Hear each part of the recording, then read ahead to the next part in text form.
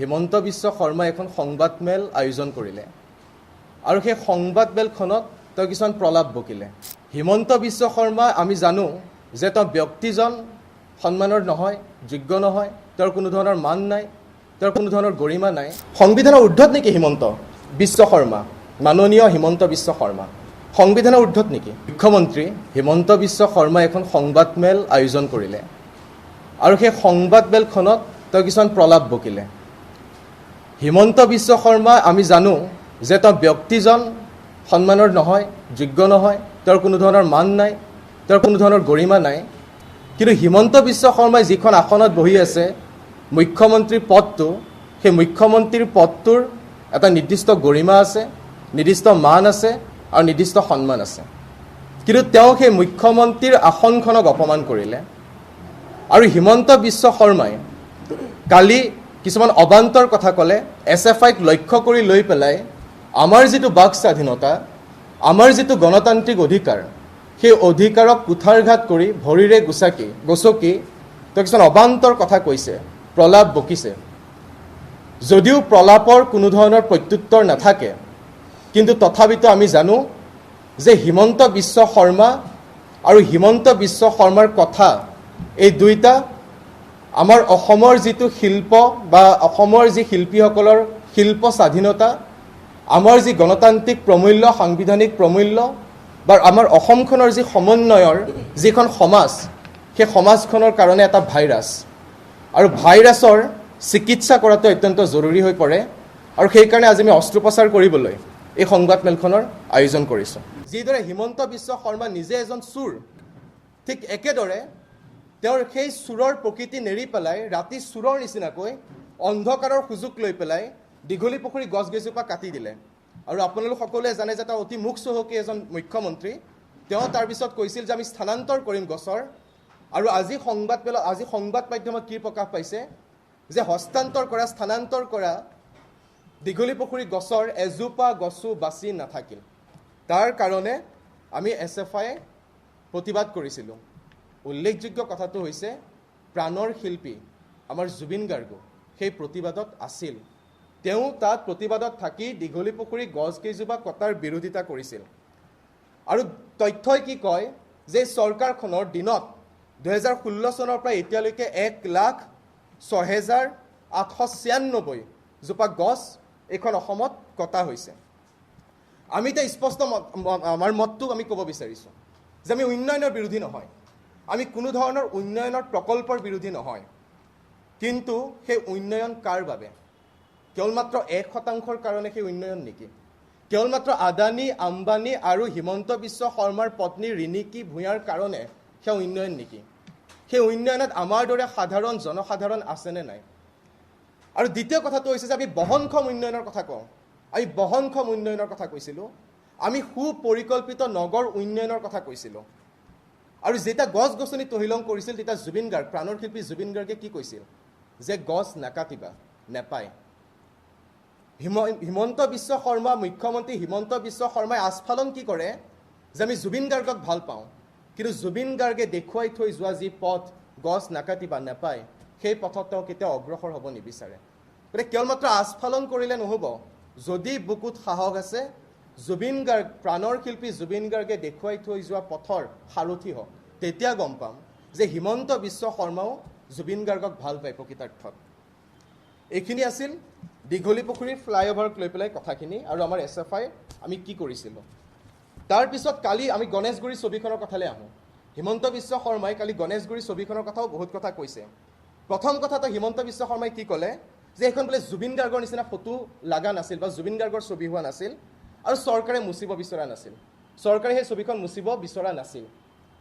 এই কথাখিনি ক্লেৰিফাই কৰিবলৈ হিমন্ত বিশ্ব শৰ্মাক ইমান দিন কিয় লাগি গ'ল? প্ৰথম। দ্বিতীয়, যেতিয়া ছবিখন মুচা হৈছিল তেতিয়া চিত্ৰশিল্পী মাৰ্চেল বৰুৱাই পুনৰ অংকন কৰিবৰ কাৰণে যেতিয়া গণেশগুৰি আহিছিল তেতিয়া প্ৰশাসনে তেওঁক লৈ গৈছিল আৰু প্ৰশাসনে কৈছিল যে 3 জুলাইৰ পিছত অংকন কৰিবা। এই দুটা কথাৰ পৰা এইটো কথা স্পষ্ট হৈ পৰে যে হিমন্ত বিশ্ব শৰ্মাৰ বিজেপি চৰকাৰখনে উদ্দেশ্য প্ৰণোদিতভাৱে গণেশগুৰিৰ পৰা জুবিন গাৰ্গৰ, আমাৰ প্ৰাণৰ শিল্পী জুবিন গাৰ্গৰ ছবিখন মুচি দিয়াৰ ষড়যন্ত্ৰ কৰিছিল। কাৰণ ভয় কিয়? কাৰণ জুবিন গাৰ্গে যাক ভাল পায়, এতিয়া কৈছে যে জুবিন গাৰ্গক টুপি পিন্ধাই দিয়া হয়। আৰে জুবিন গাৰ্গে নিজেই সেই টুপিটো পিন্ধে, আৰু জুবিন গাৰ্গে নিজে সেই টুপিটো পিন্ধি পেলাই তেওঁ ভাল পোৱা 3জন ব্যক্তিৰ অন্যতম চে গুয়েভাৰাৰ তেওঁৰ যি সংগ্ৰাম, তেওঁৰ যি সমাজবাদৰ কথা বতৰা, তাৰ লগত তেওঁ সংযোগ স্থাপন কৰে। জুবিন গাৰ্গক আমি টুপি পিন্ধোৱা নাই, জুবিন গাৰ্গক আমি সমাজবাদী সজোৱা নাই, জুবিন গাৰ্গক আমি কমিউনিষ্ট বুলি কোৱা নাই। স্বয়ং প্ৰাণৰ শিল্পী জুবিন গাৰ্গে নিজেই স্বঘোষণা কৰি থৈ গৈছিল চে গুয়েভাৰাক ভাল পাওঁ বুলি, সমাজবাদৰ কথা কৈছিল, অসমত এতিয়া লাল চালামৰ সময় আহিছে বুলি কৈ গৈছিল, সেয়া স্বয়ং জুবিন গাৰ্গে কৈছিল। তাৰপিছত তেওঁ গৰিমা গাৰ্গৰ স্বীকৃতিৰ কথা ক'লে, আমাৰ গৰিমা বৰ স্বীকৃতি লাগিব। আপোনালোকে যদি ফেচবুকত চাই সেই ছবিখন মুচি পেলোৱাৰ পিছত খুদ গৰিমা বৌয়ে নিজে ফেচবুকত মৰ্মান্তিক হৈ পেলাই, অতি হৃদয় বিদাৰক কথা, গৰিমা বৌয়ে নিজে ফেচবুকত লিখিছিল যে জুবিন গাৰ্গৰ ছবিখনে গুৱাহাটীৰ চহৰখন ইমান কদৰ্য কৰিছেনে, সেইবুলি তেওঁ নিজে মৰ্মান্তিক হৈ এটা হৃদয় বিদাৰক ঘটনা। গতিকে তেতিয়াই গৰিমা বৌয়ে স্বীকৃতি প্ৰদান কৰি থৈ গৈছিল। তাৰপিছত হিমন্ত বিশ্ব শৰ্মা কোন হয় তেওঁ আকৌ সেই কথা ক'বলৈ, দোহৰাবলৈ। তাৰপিছত তেওঁ কৈছে যে পুলিচ প্ৰশাসনৰ কথা কৈছে। চিত্ৰশিল্পী মাৰ্চেল বৰুৱাক আটক কৰি পেলাই, মানে লৈ গৈ পেলাই পুলিচে বোলে কৈছে তুমি অকণমান ৰৈ দিয়া, আমি ভাল আৰ্টিষ্টৰ দৰে ছবি অঁকাম। এতিয়া যিদৰে আমাৰ প্ৰধানমন্ত্ৰীগৰাকীৰ এণ্টায়াৰ পলিটিকেল ছায়েন্সৰ ওপৰত ডিগ্ৰী আছে, ঠিক তেনেদৰে আমাৰ মুখ্যমন্ত্ৰীগৰাকীৰ কিবা এণ্টায়াৰ কিবা আৰ্টৰ ওপৰত কিবা ডিগ্ৰী আছে নে ডিপ্ল'মা আছে আমি নাজানো, কিন্তু হিমন্ত বিশ্ব শৰ্মাই হাতত ছবি আঁকিব জানে নে নাজানে, তেওঁ কোন নিৰ্ধাৰণ কৰিবলৈ যে তেওঁ ভাল আৰ্টিষ্ট কোন হয়, বেয়া আৰ্টিষ্ট কোন হয়, তেওঁ কোন? আৰু পুলিচ প্ৰশাসনক লগাইছে বোলে, পুলিচ প্ৰশাসনে কৈছে আমি ভাল আৰ্টিষ্টক লগাম। ঘটনা কি ঘটি আছে? যোৱা 10টা বছৰত 2 লাখতকৈ অধিক নাৰীৰ বিৰুদ্ধে অপৰাধজনিত ঘটনা সংঘটিত হৈ আছে। পুলিচ প্ৰশাসনে সেইবিলাক বিষয়ত মনোযোগ দিব লাগে নে ভাল আৰ্টিষ্ট কোন, বেয়া আৰ্টিষ্ট কোন সেয়া নিৰ্ধাৰণ কৰিব লাগে? সংবিধানে দিছে নেকি হিমন্ত বিশ্ব শৰ্মাক অধিকাৰ? সংবিধানে দিছে নেকি পুলিচ প্ৰশাসনক অধিকাৰ ভাল আৰ্টিষ্ট কোন হ'ব, বেয়া আৰ্টিষ্ট কোন হ'ব? আৰু তাৰপিছত এই যে চিন্তাবিলাক আহে হিমন্ত বিশ্ব শৰ্মাৰ, এইটো আচলতে এটা উৰ্বৰ মস্তিষ্কৰ আচলতে যুগান্তকাৰী আৱিষ্কাৰ হিমন্ত বিশ্ব শৰ্মাই, যে পুলিচ প্ৰশাসনে এটা নিৰ্ধাৰণ কৰিব ভাল আৰ্টিষ্ট কোন, বেয়া আৰ্টিষ্ট কোন। ইয়াৰ ওপৰত আচলতে এখন গৱেষণা হ'ব লাগে। আৰু হিমন্ত বিশ্ব শৰ্মাই নিজেও কৈছে যে তেওঁ ৰং বোলাব। যিখন হাতেৰে, হিমন্ত বিশ্ব শৰ্মাৰ কথা কৈছে, যিখন হাতেৰে আমাৰ সাধাৰণ দৰিদ্ৰ কৃষক শ্ৰমিকক উচ্ছেদ কৰি পেলাই যিখন হাত তেজৰে ৰাঙলী হৈ আছে, সাধাৰণ ঘৰৰ পইচা মাৰি পেলাই যিখন হাতেৰে পইচা মাৰিছে হিমন্ত বিশ্ব শৰ্মাই, সেই হিমন্ত বিশ্ব শৰ্মাৰ হাতেৰে যদি তুলিকাত তেওঁ ধৰে তেতিয়াহ'লে সেয়া আৰ্টৰ প্ৰতি অপমান, সেয়া চিত্ৰশিল্পৰ প্ৰতি অপমান। গতিকে তেওঁ নধৰাই ভাল তুলিকা হাতত লোৱাটো। তাৰপিছত তেওঁ কি কৈছে? তেওঁ কৈছে যে এতিয়াতো এনেকুৱা হৈ গৈছে যে আমি জীৱন্ত অৱস্থাত যাক ভাল পাইছিলোঁ, জুবিন গাৰ্গক যোনে ভাল পাইছিল, তেওঁলোকক এতিয়া বেয়া পোৱাৰ নিচিনা এটা পৰিৱেশ ৰচনা কৰা হৈছে। কিমান ভাল পাই প্ৰমাণ কি হৈছে? বিধানসভাত বিমল বৰাই কি ক'লে? মন্ত্ৰী বিমল বৰাই বিধানসভাত তথ্য দাঙি ধৰিছে যে জুবিন ক্ষেত্ৰ নিৰ্মাণৰ কাৰণে কেৱল মাত্ৰ 30% কাম এতিয়ালৈকে সম্পন্ন হৈছে। কিমান হ'ল? অক্টোবৰ মাহ, নৱেম্বৰ, ডিচেম্বৰ, জানুৱাৰী, ফেব্ৰুৱাৰী, মাৰ্চ, এপ্ৰিল, মে', জুন, জুলাইত ভৰি দিছোঁ। আৰু এই গোটেই মাহকেইটাত কিমান কাম সমাপ্ত হ'ল? 30%। আৰু কি কাম হৈছে 30%? পকী চাৰিসীমা নিৰ্মাণৰ 30% কাম সম্পন্ন হৈছে। এয়া হৈছে হিমন্ত বিশ্ব শৰ্মাৰ জুবিন গাৰ্গৰ প্ৰতি, প্ৰাণৰ শিল্পী জুবিন গাৰ্গৰ প্ৰতি থকা চেনেহ, প্ৰাণৰ শিল্পী জুবিন গাৰ্গৰ প্ৰতি থকা ভাল পোৱা। তাৰপিছত এতিয়া SFI কথালৈ আহিছোঁ। আমাৰ হিমন্ত বিশ্ব শৰ্মাই SPDCক কৈছে বোলে এতিয়া আৰু SFI উৰণ সেতুত ছবি অংকন কৰিব নোৱাৰে, দে উইল বি এৰেষ্টেড, আমাক এৰেষ্ট কৰিব। হিমন্ত বিশ্ব শৰ্মাৰ ব্যক্তিগত সম্পত্তি নেকি অসমখন? ৰিণিকী ভূঞাৰ ব্যক্তিগত সম্পত্তি নেকি অসমখন? কোনে অধিকাৰ দিছে আমি তাত ছবি অংকন কৰাৰ অধিকাৰ SFI আছে আৰু অংকন কৰি যাব? হিমন্ত বিশ্ব শৰ্মাৰ ব্যক্তিগত সম্পত্তি নহয়, ৰিণিকী ভূঞাৰ ব্যক্তিগত সম্পত্তি নহয়, ইয়াৰ ৰাজহুৱা সম্পদ, আৰু ৰাজহুৱা সম্পদত সকলোৰে অধিকাৰ আছে। আৰু মই কৈছোঁ অকল SFI কিয়, সকলোৱে বিভিন্ন দল সংগঠনে ছবি আঁকক, RSS আহক, RSSে আহি পেলাই ছবি আঁকক, কিন্তু জুবিন গাৰ্গৰ ছবি আঁকাৰ সমান্তৰালভাৱে RSSে এইটোও লিখক যে মোৰ কোনো জাতি নাই, মোৰ কোনো ধৰ্ম নাই, তেতিয়া মানিম। RSSও আহক, আমিতো আমন্ত্ৰণ জনাইছোঁ, আমি শিল্পৰ স্বাধীনতাক লৈ SFI সক্ৰিয়, যে কোনো দল মত ৰাজনৈতিক আদৰ্শ নিৰ্বিশেষে সকলোৰে অধিকাৰ থাকিব লাগে ছবি অংকন কৰাৰ। গতিকে RSSও আঁকক, খালি জুবিন গাৰ্গৰ সেই প্ৰকৃত আদৰ্শটো তুলিও ধৰক। তাৰপিছত ছবি অঁকাৰ স্বাধীনতা, দেশৰ আইন কানুনৰ ঊৰ্ধত নেকি হিমন্ত বিশ্ব শৰ্মা যে তেওঁ ছবি অঁকাৰ বিৰোধিতা কৰিব? এনেকুৱা লাগি আছে যে মুখ্যমন্ত্ৰীৰ আসনখনত তেওঁ বহি আছে, কিন্তু বাটৰ যে গুণ্ডাবিলাক, বাটৰ যে মাবালীবিলাক য'ত ত'ত মাৰপিট লাগিবলৈ সাজু হৈ থাকে, তেনেকুৱা ধৰণৰ তেওঁৰ ভাষ্য হিমন্ত বিশ্ব শৰ্মাৰ, এনেকুৱা ধৰণৰ ভাষ্য তেওঁ দিয়ে। বাটৰ গুণ্ডা বাটৰ মাবালীৰ পৰা তেওঁ কোনো পৃথক নহয়, এনেকুৱাই প্ৰমাণ কৰিছে তেওঁ। তাৰপিছত আৰু আটাইতকৈ মৰ্মান্তিক ঘটনাটো কি যে হিমন্ত বিশ্ব শৰ্মাই এতিয়া কি কৈছে, জুবিন গাৰ্গ বিদ্ৰোহী শিল্পী জুবিন গাৰ্গৰ প্ৰতিচ্ছবি অংকন কৰিবলৈ এতিয়া হিমন্ত বিশ্ব শৰ্মাৰ অনুমতি ল'ব লাগিব। এনেকুৱা দুৰ্দশা, এনেকুৱা অৱস্থালৈ আমি অসমখন এতিয়া গৈছোঁ যে আমি প্ৰাণৰ শিল্পী জুবিন গাৰ্গৰ ছবি অংকন কৰিবলৈ হিমন্ত বিশ্ব শৰ্মাৰ দৰে ব্যক্তি এজনৰ অনুমতি নলওঁ, আমি আঁকিম। তাৰপিছত মোৰ এই গোটেই কথাখিনিৰ অৰ্থটো কি?